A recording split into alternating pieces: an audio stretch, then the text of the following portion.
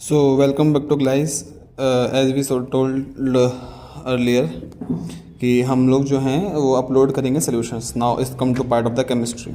25 question में देखिए क्या कहा है कि भाई why dust can feel a pain irritation when stung by the honey bee. तो उसके लिए due to the accumulation of the acid released by the sting of उसका ये जो रबिंग ऑफ बेकिंग सोडा क्यों करते हैं, क्योंकि ये क्या है, एक बेस है, तो ये न्यूट्रलाइज कर देगा उसके इफेक्ट को. Iron nail dipped in the copper sulphate. तो ऑब्वियस सी बात है भाई, आयरन जो है वो ज़्यादा रिएक्टिव है तो डिस्प्लेसमेंट रिएक्शन हो जाएगी, FeSO4 और H2 बन जाएगा. पोटेशियम आयोडाइड और लेड नाइट्रेट का तो प्रेसिपिटेट बनेगा भाई.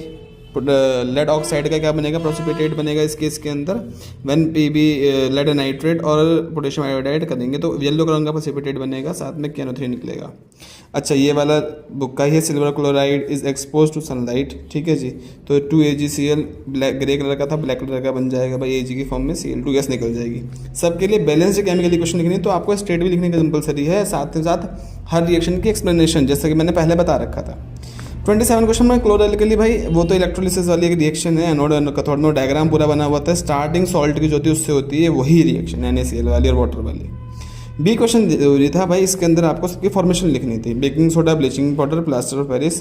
बोल रहे थे बार बार कि भाई सॉल्ट ही पढ़ो, उसके अलावा कुछ मत पढ़ो, सॉल्ट से आएगा, सॉल्ट से ही आया है. देखिए इन सबकी फॉर्मेशन की ये रिएक्शंस हैं, आपको ध्यान से सारी रिएक्शंस पता है NCERT के. हाँ, क्वेश्चन आप आते हैं यहाँ पर जो ये वाला क्वेश्चन आया भाई, बाई कार्बोनेट सल्फाइड और converted to oxide before extraction of metal, क्योंकि भाई ईजियर होता है निकालना, ऑब्वियस सी बात है. 1 नंबर में इतना बहुत है लिखना.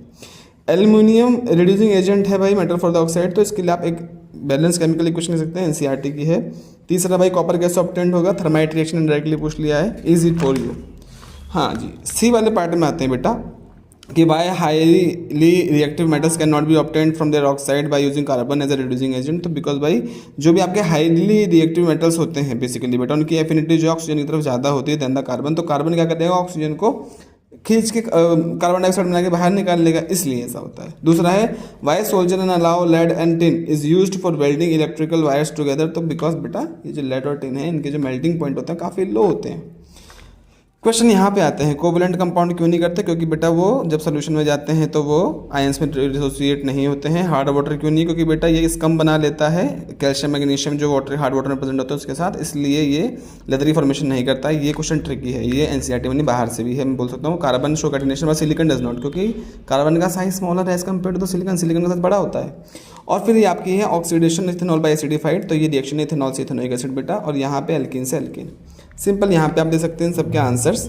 एस्टरिफिकेशन सपोनिफिकेशन रिएक्शन है, ये एग्जैक्ट एज अ कैटलिस्ट करता है, डिहाइड्रेटिंग एजेंट. और यहाँ पे रिएक्शन है भाई इस एक्स आपका CH3COH बनेगा, इथाइल इथेनोएट बनेगा और बनेगा आपका सोडियम इथेनोएट.